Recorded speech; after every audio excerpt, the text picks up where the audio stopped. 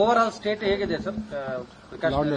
ಎಲ್ಲ ಕಡೆನೂ ಇಡೀ 30 ಜಿಲ್ಲೆಗೂ ನಾವು ಸೆನ್ಸಿಟೈಸ್ ಮಾಡಿದ್ದೀವಿ. All SPs have been instructed very strictly. ಕೆಲವು ಜಿಲ್ಲೆಗಳಲ್ಲಿ ಏನಂತ ಆಕ್ಟಿವಿಟಿಗಳು ಇರೋದಿಲ್ಲ. ಕೆಲವು ಜಿಲ್ಲೆಗಳಲ್ಲಿ ಮೈಸೂರು ಇರ್ಬೋದು, ಬೆಳಗಾಂ, ಹುಬ್ಳಿ, ಮಂಗಳೂರು ಈ ತರದ್ದು ಜಿಲ್ಲೆಗಳಲ್ಲಿ ಸ್ವಲ್ಪ ಈ ತರದ ಆಕ್ಟಿವಿಟೀಸ್ ಏನೋ ಎಂಜಾಯ್ ಮಾಡೋದು, ಬೀದಿಗೆ ಬರೋದು, ಬಾರ್ ಪಬ್ಬು ಅವೆಲ್ಲ ಅದಕ್ಕೆ ಸ್ವಲ್ಪ ಇನ್ಸ್ಟ್ರಕ್ಷನ್ಸ್ ಕೊಟ್ಟಿದ್ದೇವೆ. ವಿಶೇಷವಾಗಿ ಬೆಂಗಳೂರಿನಲ್ಲಿ ತಮ್ಗೆ ಗೊತ್ತಿದ್ದಂಗೆ ಪ್ರತಿ ವರ್ಷ ಬಹಳಷ್ಟು ಜನ ಹೊರಗಿನಿಂದ ಬರ್ತಾರೆ. ನಮ್ಮವರು ಇಲ್ಲಿ ಕನ್ನಡಿಗರು ಅಂತ ಹೇಳಿ ಯಾರು ಅದು ಕಡಿಮೆ ಸಂಖ್ಯೆ, ಬಟ್ ಹೆಚ್ಚು ಹೊರಗಡೆಯಿಂದ ಬರ್ತಾರೆ. ಸ್ವಾಭಾವಿಕವಾಗಿ ಅವರೆಲ್ಲ ಡ್ರಿಂಕ್ಸ್ ಮಾಡಿ ಎಂಜಾಯ್ ಮಾಡಿ ನ್ಯೂ ಇಯರ್ನ ಒಬ್ಬರಿಗೊಬ್ಬರಿಗೆ ವಿಶ್ ಮಾಡಿ ಈ ತರ ಎಲ್ಲ ಮಾಡ್ತಾ ಇರ್ತಾರೆ. ಆಕ್ಟಿವಿಟಿ ಹಂಗೆ ಮಾಡೋದು. 12 ಗಂಟೆ ಆಯ್ತು ಅಂದ ತಕ್ಷಣ ಎಲ್ಲರೂ ಹೋಗಿ ಒಬ್ರಿಗೊಬ್ಬರಿಗೆ ಇದು ವಿಶ್ ಮಾಡೋದು. ಆ ಟೈಮ್ನಲ್ಲಿ ಸ್ವಲ್ಪ ಹೆಚ್ಚು ಜನ ಸೇರಿದಾಗ ತಳ್ಳಾಡೋದು ಅದು ಇದು ಎಲ್ಲ ಆಗುತ್ತೆ. ಅದಕ್ಕೋಸ್ಕರ ನಾವು ಹೆಚ್ಚು ಸೀರಿಯಸ್ ಆಗಿ ತಗೊಳ್ತೀವಿ. ಸರ್, ಈ ಡ್ರಿಂಕ್ ಅಂಡ್ ಡ್ರೈವ್ ಮಾಡೋದು ಆಸ್ ಯೂಶುವಲ್ ಅದೇ ತರನೇ ಕೇಸ್ಗಳಿರುತ್ತೆ? ಹೌದೌದಲ್ಲ, 150-160 ಕಡೆ ಚೆಕ್ ಮಾಡೋದಕ್ಕೆ ಸ್ಪಾಟ್ಗಳನ್ನ ಐಡೆಂಟಿಫೈ ಮಾಡಿದ್ದಾರೆ.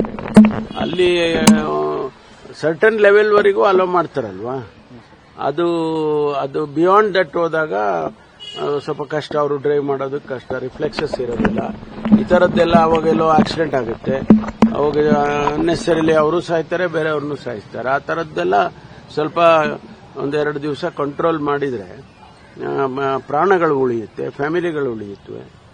ಅದಕ್ಕೋಸ್ಕರ ನಾವು ಇಷ್ಟೆಲ್ಲ ಮಾಡಬೇಕಾಗ್ತದೆ. ಆಮೇಲೆ ಹೆಚ್ಚು ಜನ ಸೇರಿದಾಗ ಸ್ವಾಭಾವಿಕವಾಗಿ ಬೇರೆ ಬೇರೆ ಆಂಗಲ್ ಅಲ್ಲೂ ನೋಡಬೇಕಲ್ಲ. ನಮಗೆ ಟೆರರಿಸ್ಟ್ ಆಂಗಲ್ ಅಲ್ಲಿ ನೋಡಬೇಕು ಅಥವಾ ಬೇರೆ ಬೇರೆ ಆಂಗಲ್ ಅಲ್ಲೆಲ್ಲ ನೋಡಬೇಕು. ಅದೆಲ್ಲ ಅನುಭವದ ಮೇಲೆ ಬೆಂಗಳೂರು ಪೊಲೀಸ್ನವರು ಕ್ರಮ ತಗೊಳ್ಳೋದಕ್ಕೆ ಮುಂದಾಗಿದ್ದಾರೆ. ಪೊಲೀಸ್ ಜೊತೆ ವಾಗ್ವಾದಕ್ಕೂ ಕೂಡ ಇಳಿತಾರೆ ಸರ್, ಕೊಡಬೇಕು. ಹೌದು, ಅದಕ್ಕೆ ನಾವು ಬಹಳ ಸ್ಟ್ರಿಕ್ಟ್ ಆಗಿ ಬಾಡಿ ಓರ್ನ್ ಕ್ಯಾಮೆರಾಗಳು ಹಾಕೊಳ್ಳೇಬೇಕು ಅಂತ ಹೇಳಿದ್ದೇವೆ. ಬಾಡಿ ಓರ್ನ್ ಕ್ಯಾಮೆರಾದಲ್ಲಿ ಎಲ್ಲ ರೆಕಾರ್ಡ್ ಆಗುತ್ತೆ. ಆಮೇಲೆ it will directly connect to command centre. ಅಲ್ಲಿಂದ ನೋಡ್ತಾರೆ. ಅವಾಗ ಎಕ್ಸ್ಟ್ರಾ ಫೋರ್ಸ್ ಬೇಕಾದ್ರೆ ಕಳಿಸ್ಕೊಡ್ತಾರೆ. ಇದೆಲ್ಲ ಸೈಂಟಿಫಿಕ್ ಆಗಿ ಸಿಸ್ಟಮ್ಯಾಟಿಕ್ ಆಗಿ ಮಾಡಿದ್ದಾರೆ. ಈ ಬಾರಿ ಬೆಳಗ್ಗೆಯಿಂದನೇ ಬಾರ್ಗಳೆಲ್ಲ ಓಪನ್ ಮಾಡಿದ್ದಾರೆ ಅಂತ ಅವರಿಗೆ ಟೈಮಿಂಗ್ ಇದೆ ಅಲ್ವಾ, ಆ ಟೈಮಿಂಗ್ ಪ್ರಕಾರ ನಡ್ಕೊಳ್ಬೇಕು. ಅವರು 1 ಗಂಟೆ ರಾತ್ರಿಗೆ ಮುಚ್ಚಬೇಕು ಅಂತ ಹೇಳಿರ್ತಾರೆ. 1 ಗಂಟೆ ರಾತ್ರಿಗೆ ಮುಚ್ಚಬೇಕು. ಮುಚ್ಚಲಿಲ್ಲ ಅಂದ್ರೆ ಅವ್ರ ಮೇಲೆ ಕೇಸ್ ಆಗುತ್ತೆ. ಸರ್, ಆಮೇಲೆ ಇವತ್ತು ಸರ್ ಶೋಭಾ ಕರಂದ್ಲಾಜೆ, ಆರ್ ಅಶೋಕ್ ಅವರೆಲ್ಲರೂ ಕೋಗಿಲಿಗೂ ಹೋಗ್ತಾ ಇದ್ದಾರೆ. ಎಲ್ಲ ಬಾಂಗ್ಲಾದೇಶದವ್ರು ಕೊಟ್ಟಿದ್ದಾರೆ. ಇಷ್ಟು ಬೇಗ ಆತುರದ ನ್ಯಾಯ ಎಲ್ಲೂ ನೋಡಿಲ್ಲ ಅಂತ ಹೇಳ್ತಿದ್ದಾರೆ. ಒಂದ್ ವೇಳೆ ಮನೆಗಳು ಕೊಟ್ಟರೆ ಅವ್ರಿಗೆ ಹೋರಾಟ ಮಾಡ್ತೀವಿ ಅಂತ ಹೇಳ್ತಾರೆ. ಅಲ್ಲ, ಅವರು ಹೋರಾಟ ಮಾಡಲಿ.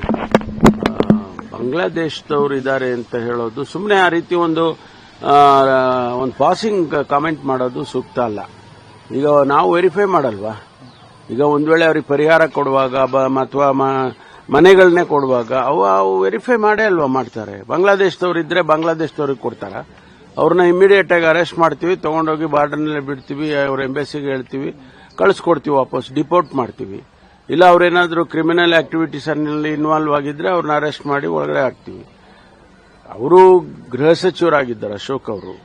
ಅವ್ರಿಗೆ ಇದೆಲ್ಲ ಗೊತ್ತಿದೆ. ಅವರು ಸುಮ್ಮನೆ ರಾಜಕೀಯ ಕಾರಣಕ್ಕೋಸ್ಕರ ಮಾತಾಡ್ತಾರೆ. ಸರ್, ಈಗ ನಿಮ್ಮ ಇಲಾಖೆಯಿಂದ ಏನಾದ್ರು ವೆರಿಫೈ ಮಾಡ್ತಾ ಇದ್ದೀರಾ ಸರ್? ಅಲ್ಲ, ಖಂಡಿತವಾಗಿ ಮಾಡ್ತೇವೆ. ಇನ್ನ ನಮ್ಮಲ್ಲಿ ಈಗ ಅವರು ಯಾರು ಲಿಸ್ಟ್ ತಯಾರು ಮಾಡ್ತಾರೆ, ಎಲ್ಲಿ ನಮ್ಮ BBMP ಅವರು GBA ಅವರು ಲಿಸ್ಟ್ ಮಾಡಿರ್ತಾರೆ. ಅದನ್ನು ವೆರಿಫೈ ಮಾಡಿ ಅವರಿಗೆ ಅವ್ರು ಎಲ್ಲಿ ಅವರು ಏನು ಎಷ್ಟು ದಿವಸದಿಂದ ಬೆಂಗಳೂರಿನಲ್ಲಿ ಇದ್ದಾರೆ, ಆ ಜಾಗದಲ್ಲಿ ಎಷ್ಟು ದಿವಸದಿಂದ ಇದ್ದಾರೆ, ಅದೆಲ್ಲ ವೆರಿಫೈ ಮಾಡೇ ಅಲ್ವಾ ಮಾಡೋದು.